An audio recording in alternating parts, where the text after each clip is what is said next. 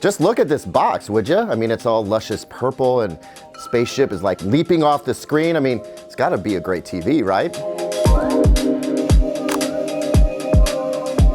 Hey everybody, I am indeed Caleb Dennison, despite what some of you choose to call me in the comments.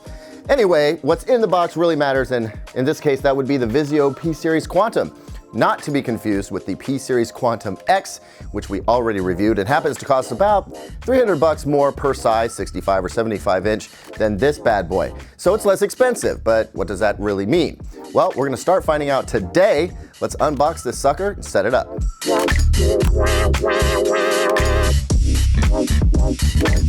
Man, I love to see this. Out of the box, almost nothing. So simple. There's some paper I'm gonna throw away, because that's what you got me for. And then of course a power cable, remote, some batteries, screws, and then 2 really simple feet. I mean, we're gonna be up and running in no time. Now let me give Vizio props for a second, because not a lot of manufacturers do this. First of all, it's in a bag that you can lift, which is actually really convenient. Way better than trying to pry it from the styrofoam down below. And second of all, once you do lift it out, which I'll do right now, pardon the noise. Okay, that didn't go the way I wanted it to at all. Well, take 2. Okay. And then check it out. If we bring it down, protective cardboard with styrofoam pieces so we can put it on any flat surface to set it up. This is so easy, it's almost not worth showing you, but unfortunately these guys are not reversible, okay? They only go in one way. R stands for the right of the TV as you look at it from the back. Just go ahead and slide that guy in, grab yourself a screw, and get down to business. All right, so we're set up here, and a little behind the scenes TV reviewer action here. The reason why the back of this TV looks a little bit, I don't know, sketchy, kind of blotchy, is because this TV's been around a couple times. At least one reviewer before me has gotten this TV, so you know, I may be the second or the third it's seen, and that's why it looks a little bit blotchy, because it's seen some action. But other than that, let's focus on the stuff that matters. So over here, you've got your 5, not 4, but 5 HDMI inputs. No eARC here, just standard ARC. And yeah, Vizio's still rocking the component video inputs, full-on RCAs, no breakout cable for that. Otherwise, pretty standard stuff. You've got some basic control buttons on the bottom left, a couple of low-end driver speakers, some might call them a subwoofer, I wouldn't. Basic. Hey, cool, we're all set up, and you know what? Not a bad looking TV, almost no bezels around the outside. I guess you could take or leave this metal band of trim down at the bottom, but I mean the stand is low profile, and if you wall mount it, that's not even a consideration, and it's got some metal accents on the sides.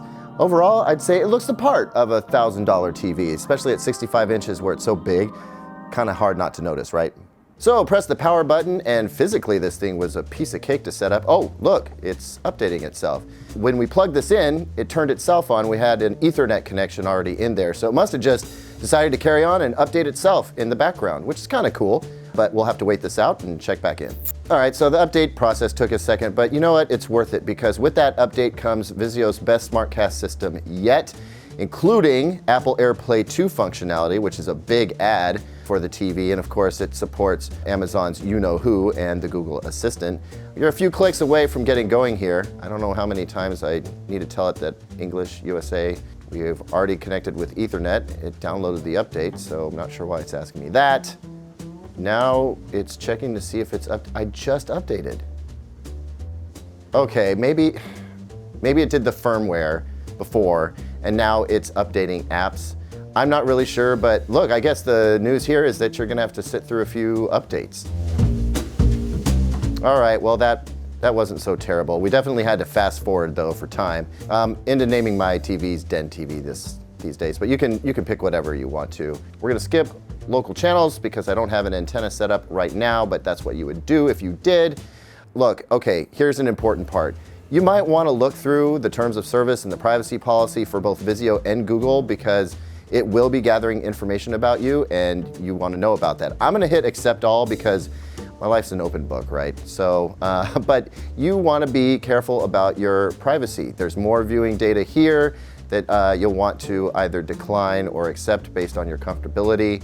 I'm not going to do the registration here because this TV's going back, no doubt. And how close are we to watching TV?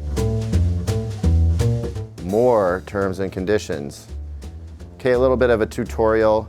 All right, we're finally there. This is looking very familiar. And hey, look, right off the bat, I can see that the YouTube app is there as we expect it to be.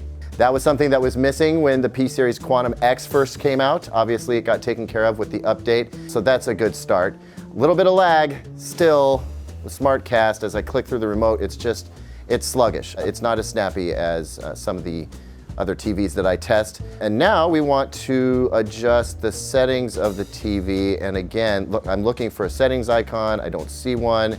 If I remember correctly, where do I gotta go? All right, look, I'm a TV reviewer. I do this as a profession, and the fact of the matter is I am not having an easy time finding out where the setup stuff goes. It's probably on the remote. Menu. All right, there you go.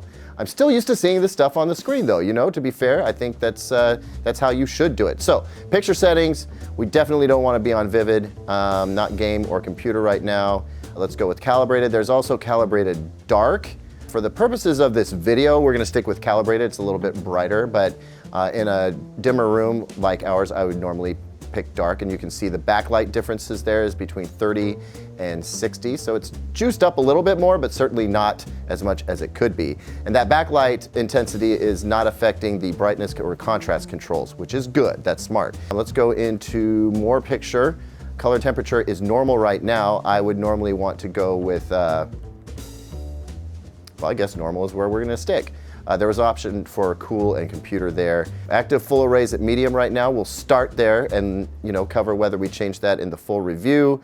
No judder or motion blur reduction. That's great. Clear action is also off. Also really good. So I'm loving the default settings for the calibrated and calibrated dark modes. That's excellent. And at this point, we're pretty much ready to watch TV. You are gonna have to go into individual apps and enter all of your sign-in information to get up and running there. There's no way to use your phone to automatically log into a Google account that I'm aware of, and therefore you're gonna have to hand enter a bunch of stuff. But I mean, yeah, this is looking like SmartCast that we've had before. It's also, again, sluggish.